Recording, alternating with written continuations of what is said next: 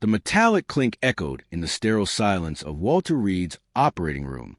Dr. Thomas Grant froze, scalpel trembling, as the oxidized bullet hit the surgical tray. Nurse Patricia Kelly's gasp cut through the tension. "That's no tumor," Grant whispered, staring at the gleaming relic. For 34 years, James Wilson, retired Marine, carried the secret in his back, unseen, unfelt until now. As dark fluid seeped from the wound, monitors blared. "He's crashing," Dr. Matthews barked. In the waiting room, Scott Wilson glanced at his watch, oblivious to the truth about unravel his father's past and his own. The Gulf of Mexico shimmered beyond James Wilson's St. Petersburg home, its waves a quiet counterpoint to the storm brewing inside him. At 65, the retired Marine lived simply: coffee at dawn, beach walks, history books. His ranch-style house, 3 blocks from the shore, held relics of his life: a shadow box of medals, a photo of his late wife Martha, a faded family portrait with his son, Scott. Neighbors knew him as a quiet veteran with a pristine yard and a flag always lit. Few knew the pain he hid. Viewer, what secrets do you carry that no one sees? 3 years ago, a lump formed between James's shoulder blades. Small at first, painless. He dismissed it as aging's toll. By 2025, it was golf ball size, radiating pain down his spine. "Just another scarred time," he'd mutter, popping painkillers that barely worked. James, a 25-year Marine veteran, had survived Panama, Desert Storm, Somalia. Aches were part of the deal, but this was different.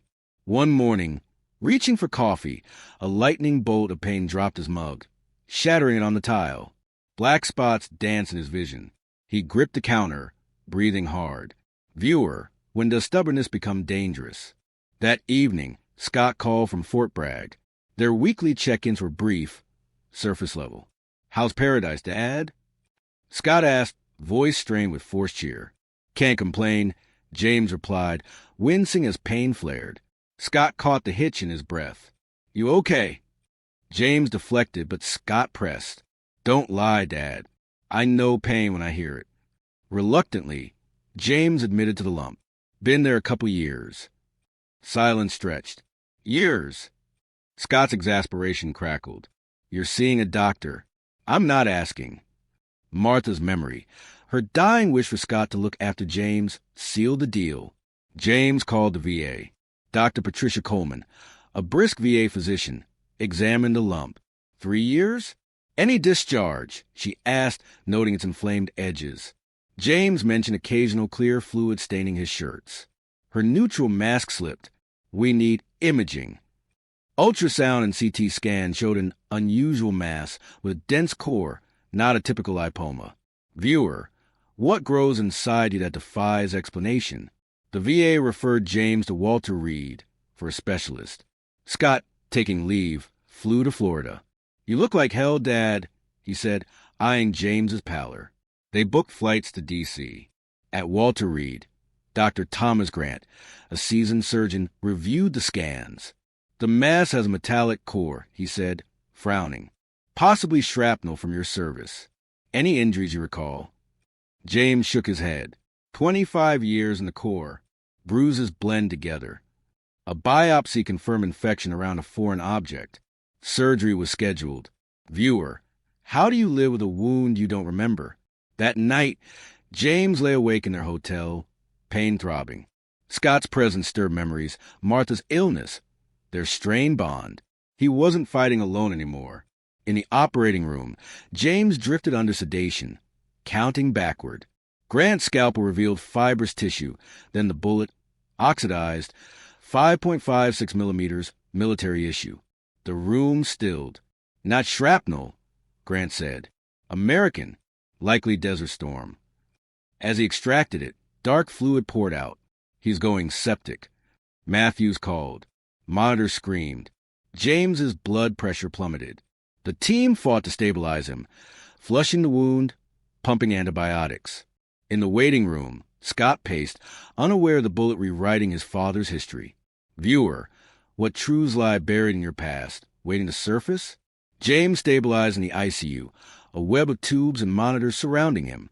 Scott sat vigil, clutching his father's wallet, finding a faded photo, himself at 10, fishing with James in 1993. A note in James's handwriting read, "Scott's first fishing trip. He's stronger than he knows." Scott's eyes stung. "Viewer, what mementos hold the weight of your unspoken love?" Dr. Grant updated him. "The bullet caused a chronic infection that flared. He's critical but fighting."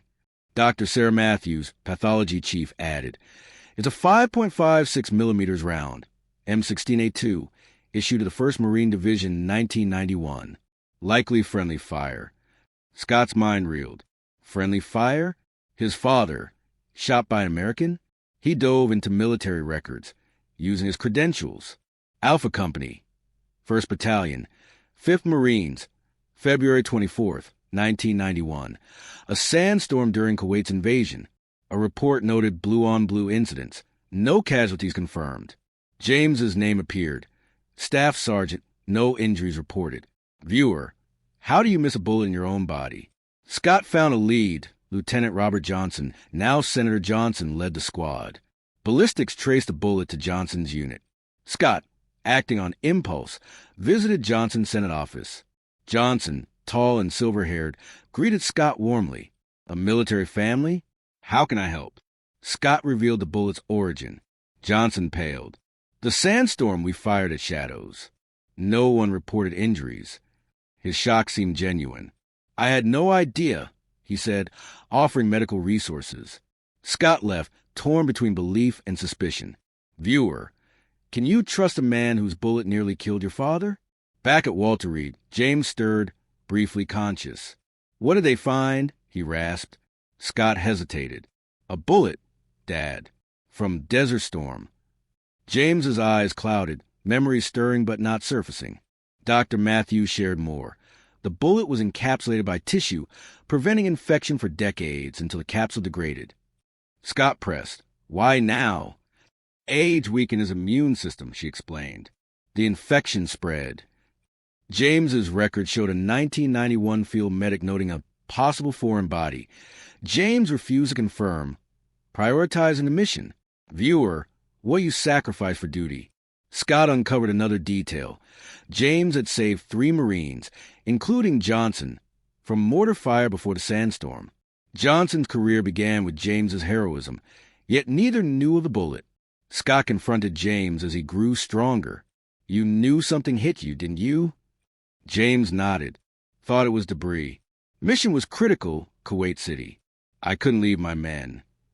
He buried the pain like so many wounds. Scott shared Johnson's identity. James's face softened.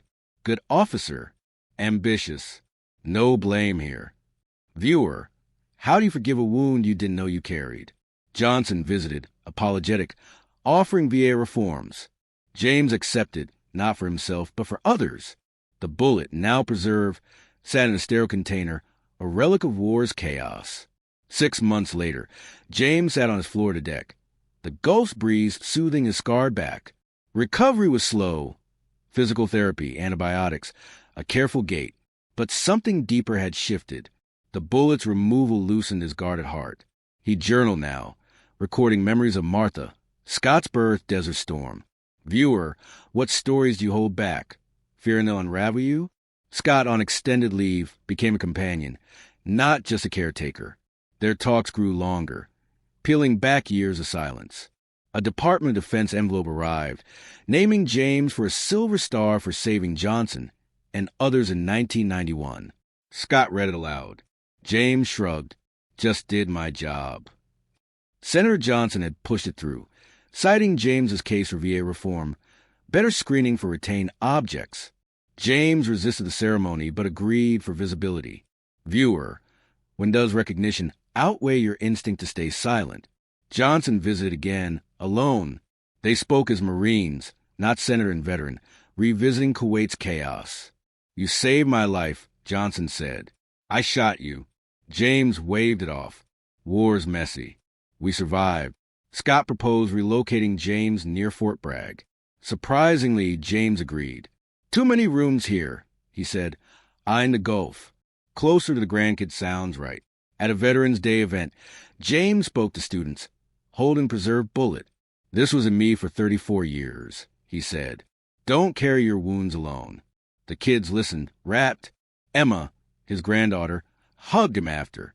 Viewer, what courage does it take to share your pain? The VA implemented Johnson's reforms, screening 3,200 veterans, finding 15 cases like James's. James's journal grew thicker. Stories of Panama, Martha's laugh, Scott's first salute. He gave it to Scott one evening. For the kids, he said, so they know who I was. Scott read it, finding his father's heart on every page. Viewer, what legacy do you leave when you finally speak your truth? The bullet, donated to Marine Corps Museum, became part of an exhibit on combat's unseen toll. James visited once, seeing it displayed with a citation. He didn't linger. For 34 years, James Wilson carried a bullet from a sandstorm in Kuwait, a silent wound that nearly took his life. Dismissed as age, it was uncovered at Walter Reed, revealing not just medical anomaly but a life of unspoken burdens. James's stoicism, forged in war and loss, had distanced him from Scott, his son. Yet the bullet's extraction sparked healing beyond the physical. Conversations, memories shared, a father and son reconnecting. Viewer, what wounds do you carry, too proud to reveal? Senator Johnson, unknowingly tied to James's pain, pushed for VA reforms, ensuring others wouldn't suffer in silence. James's Silver Star, long overdue, honored his heroism, but his true victory was opening his heart. On his Florida deck, surrounded by family, he found peace in vulnerability, not stoicism. His story challenges us.